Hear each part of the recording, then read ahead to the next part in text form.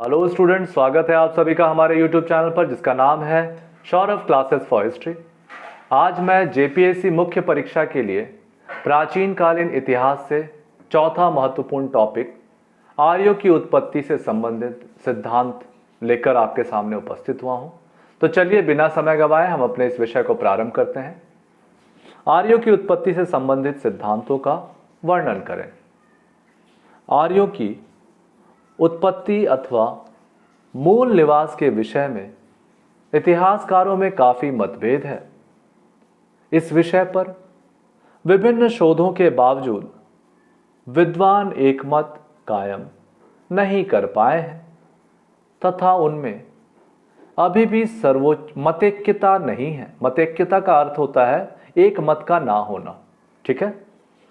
इसे समझने के लिए हम इसे कुछ महत्वपूर्ण विचारों एवं धारणाओं का संक्षिप्त वर्णन कर रहे हैं जो निम्नलिखित है।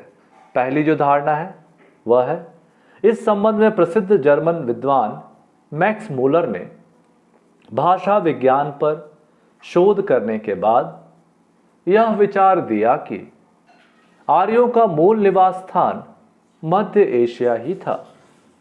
इन्होंने बताया कि भारतीय, यूनानी, ईरानी, रोमन, जर्मन और सेल्ट जातियों आदि के पूर्वज इकट्ठे रहे होंगे।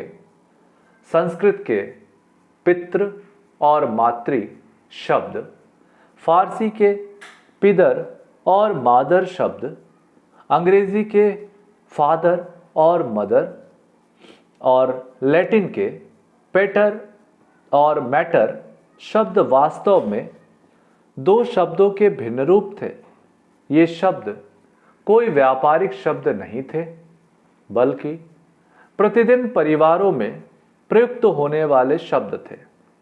स्पष्ट है कि ये शब्द विभिन्न जातियों के पूर्वजों द्वारा तभी अपनाए गए होंगे जब वे इकट्ठे रहते होंगे।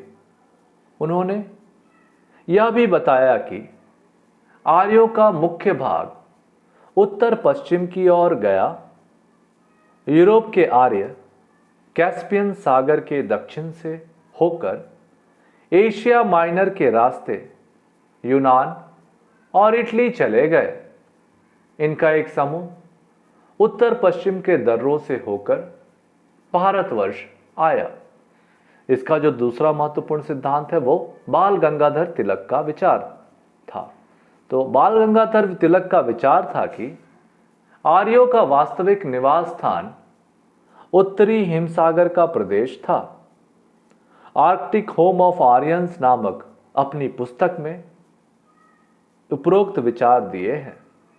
तिलक ने सूक्ष्म दृष्टि से सारे संस्कृत साहित्य की छानबीन की और बताया कि पृथ्वी की गर्मी प्रतिदिन क्षीण होती जा रही थी और इसी कारण उन्होंने बताया कि पूर्व में उत्तरी ध्रुव प्रदेश निवास योग्य रहे होंगे और आर्य आरंभ में वही रहते होंगे।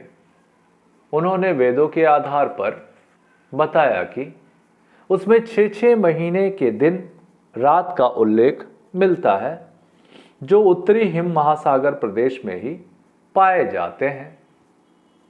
तिलक के ये विचार आज विचित्र प्रतीत होते होंगे क्योंकि अब लोगों को उत्तर हिम महासागर प्रदेश की केवल कड़ी सर्दी का ही पता है, किंतु भूगर्भ शास्त्रियों ने यह सिद्ध कर दिया है कि प्रागैतिहासिक युग में इस प्रदेश में सुहावना मौसम था।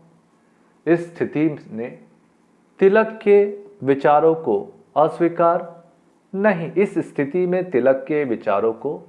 अस्वीकार नहीं किया जा सकता है। तीसरा जो मत है, इतिहासकार एसी दास ने लिखा है कि आर्यों का मूल निवास सप्त सिंधु या पंजाब में था। इस विचार को उन्होंने अपनी पुस्तक ऋग्वेदीय भारत में प्रस्तुत किया है। उनके शब्द में आर्यों का मूल निवास स्थान सप्त सिंधु ही था जिसमें उत्तर में कश्मीर की घाटी, पश्चिम में गांधार प्रदेश भी सम्मिलित था। इसकी दक्षिणी सीमा राजपुताना थी, जो उस समय रेगिस्तान नहीं था, और इसके पूर्वी सीमा में गंगा का मैदान भी सम्मिलित था और पश्चिम में गांधार भी सम्मिलित था। उनके अनुसार ऋग्वेद में उल्लिखित भौगोलिक परिस्थितियों से इसी प्रदेश के संकेत मिलते हैं। स्थल के रास्ते ही भारत और पश्चिम एशिया का आपस में संबंध था और सप्त सिंधु से पश्चिम की ओर चले गए, लेकिन इस विचार को अनेक विद्वानों ने अस्वीकार कर दिया है। चौथा जो सिद्धांत है वह स्वामी दयानंद सरस्वती और पार्जीटर की मान्यता है कि पार्जीटर विद्वान है की मान्यता है कि आर्यों का मूल निवास तिब्बत में था। उन्होंने यह विचार सत्यार्थ प्रकाश और प्राचीन भारतीय ऐतिहासिक परंपरा में प्रस्तुत किया। आर्यों की भारतीय उत्पत्ति के समर्थक विद्वानों का विचार है कि यूरोपीय और ईरानी लोग भारत से ही गए होंगे। वेदों की रचना भारत में हुई और वे भारत में ही विद्यमान है। भारतीय समाज और धर्म की आधुनिक रचना का संबंध वैदिक संस्थाओं से जोड़ा जा सकता है। वेदों तथा शेष संस्कृत साहित्य में यह कहीं भी नहीं लिखा है कि आर्य बाहर से भारत आए। यदि वे बाहर से आए थे तो उनके विषय में ऐसी कोई ना कोई अनुश्रुति अवश्य होती। अगला जो हमारा पांचवा विचार है, एक अन्य मतानुसार बाल्टिक सागर का पश्चिम तट आर्यों का मूल निवास स्थान था।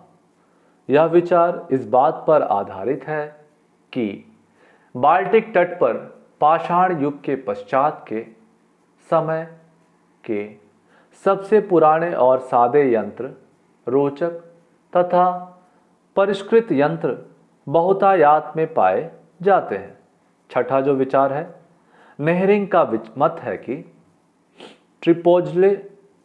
ट्रिपोल्जे संस्कृति ही मूल इंडो यूरोपियन की संस्कृति थी और उनका मूल निवास स्थान वास्तव में दक्षिणी रूस में भी था, जो काफी दूर तक पश्चिम में फैला हुआ था। इस संबंध में सातवां विचार, उपस्तर सिद्धांत के आधार पर लगभग 2400 ईसा पूर्व में इंडो यूरोपियन के विसर्जन से पहले उनका मूल निवास स्थान वेसेर नदी और स्विटयूला नदी के मध्य का विस्तृत मैदान और उससे भी आगे सफ़ेद रूस और वल्हीनिया तक समझा जाना चाहिए। आठवां जो विचार है, ब्रंडेस्टाइन का मत है कि अविभाजित इंडो यूरोपियन आधुनिक किर्गिज के मैदान में रहते थे। वहीं से इंडो ईरानी पूर्व की ओर चल दिए गए और उसके कुछ समय बाद पश्चात अन्य जातियां पश्चिम की ओर चली गईं। इस संबंध में नौवां जो विचार है, जर्मन विद्वानों ने जर्मनी को ही आर्यों का मूल निवास बताने की चेष्टा की है, किंतु यह विचार इस आधार पर अस्वीकार कर दिया गया है कि प्रागैतिहासिक काल में जर्मनी जंगलों से ढका हुआ था। 10वां जो विचार है वह मॉर्गन के अनुसार इंडो यूरोपियनों का निवास पश्चिमी साइबेरिया था, लेकिन साइबेरिया में सर्दी बढ़ जाने पर वे स्टेपिज अर्थात वृक्ष रहित चौरस मैदान के निवासियों को ईरान और डेनियम की ओर जाना पड़ा। 11वां जो सिद्धांत है, कुछ विद्वानों ने आर्यों का मूल निवास दक्षिण पूर्वी यूरोप को बताया। डॉक्टर मैकडॉनल के अनुसार बड़, सफेदा, शीशम, गाय, घोड़ा आदि जिससे आर्यों के पूर्वज परिचित थे, जैसा ऋग्वेद और जैन अवस्था में से ज्ञात होता है, उस समय दक्षिण पूर्वी यूरोप में भी पाए जाते थे। इस प्रकार उपरोक्त सिद्धांतों से हम पाते हैं कि विद्वानों के किसी भी सिद्धांत को इतिहासकारों ने बहुमत से स्वीकार नहीं किया है। इस कारण आर्यों की मूल उत्पत्ति के सिद्धांत की सर्वमान्य निर्धारण अभी भी एक कठिन कार्य है। इस प्रकार हमारा विषय यहाँ समाप्त होता है। आज के लिए बस इतना ही। धन्यवाद।